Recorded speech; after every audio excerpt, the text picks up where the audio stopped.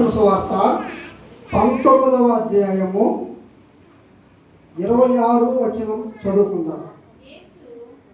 యేసు తన తల్లియు తాను ప్రేమించిన శిష్యుడను దగ్గర నిలుచుండ చూచి, అమ్మా ఇదిగో నీ కుమారుడని తన తల్లితో చెప్పెను. ఆ తర్వాత శిష్యుడు చూచి, ఇదిగో నీ తల్లి అని చెప్పెను. చాలు. ఏం చెప్పాడంట? యేసు ప్రభువు వారు శిలువలో వేలాడుతూ ఉన్నప్పుడు ఆయన ఆకాశంకి భూమికి మధ్యలో శిలువలో వేలాడుతూ క్రిందికి చూసినప్పుడు కింద ఎవరెవరు ఉన్నారంటే యేసు ప్రభు తల్లి గారైన మరియా, తన సోదరి కోహ భార్య అయిన మరియా, 5వదిగా యోహాను. వీళ్ళు 5 మంది అక్కడ ఉన్నారు. ఉన్నప్పుడు యేసు ప్రభు కిందకు చూసి, అమ్మా ఇదిగో నీ కుమారుడు అని ఎవరితో చెప్తున్నాడు? మరియతో చెప్తున్నాడు. అమ్మా ఇదిగో నీ కుమారుడు అంటే మరియకు అప్పగిస్తున్నాడు. అమ్మా ఇదిగో నేను నిన్ను ఎలాగైతే చూసుకున్నానో, నేను నిన్ను ఎలాగైతే ప్రేమించానో, నేను ఎలాగైతే నిన్ను కాపాడుకున్నానో అలాగే నా తర్వాత నిన్ను చూసుకున్నటకు ఇదిగో నేను నీకు యోహాను అప్పగిస్తున్నాను అని ఎవరు చెప్పారు?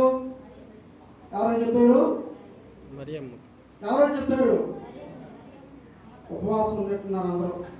మాటలు మంచిగా ఉన్నాయి, తాగాము. యేసు మరియకు తన తల్లి అయిన మరియకు చెబుతున్నాడు, అమ్మా ఇదిగో నీ కుమారుడు అని అప్పగిస్తున్నాడు.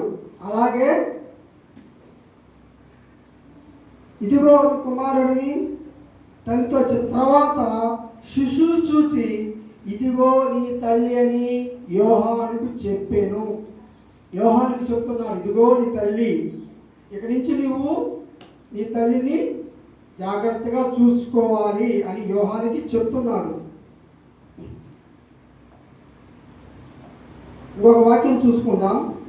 ద్వితీయోపదేశకాండం 5వ అధ్యాయం 16వ వచనం. నీకు అనుగ్రహించు దేశంలో నీవు దీర్ఘాయుష్మంతుడవై నీకు క్షేమమగునట్లు నీ దేవుడైన యెహోవా నీకు ఆజ్ఞాపించులాగున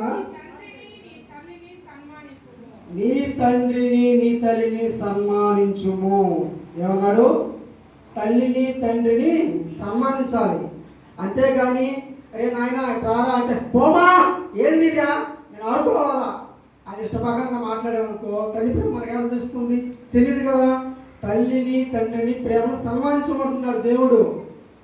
వాళ్ళని చెప్పిన మాట వింటూ వాళ్ళకి విధేయులుగా మనం వాళ్ళకి లోబడి తల్లిదండ్రులను సన్మానించాలి.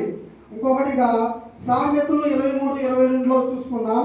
అక్కడ ఏమంటున్నాడంటే, నీ తల్లి ముదిమ వచ్చు అంతవరకు నిర్లక్ష్యం చేయకుడి. అంటే నీ తల్లి నిన్ను కన్న దగ్గర నుంచి ముసలి ప్రాయమయ్యేంత వరకు నీ తల్లిని నిర్లక్ష్యం చేయకూడదు.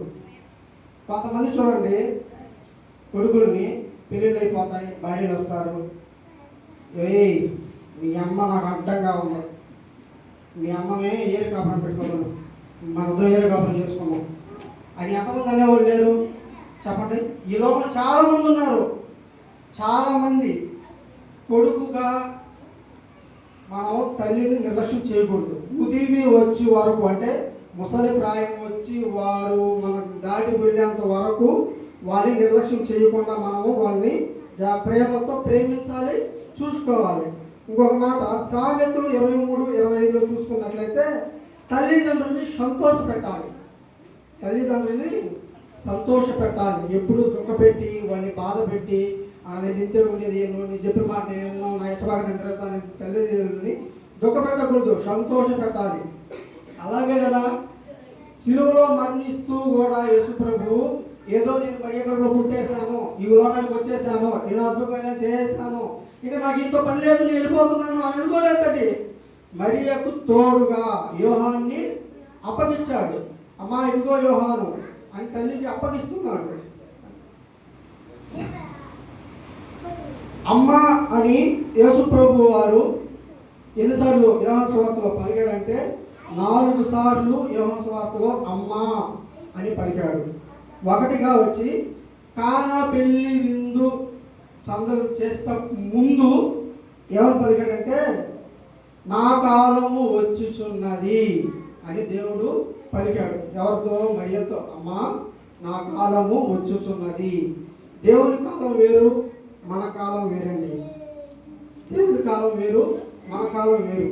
దేవుడు తగినంత కాలము మనల్ని హెచ్చిస్తాడు. అప్పుడు వారి బలాష్టమైన చేతుల మీద మన దేన మనసులు కలిగి ఉండాలి. రెండవదిగా అమ్మ అని ఎక్కడ పలికాడంటే యోహాను సువార్త 4:21 చూసుకుందాం.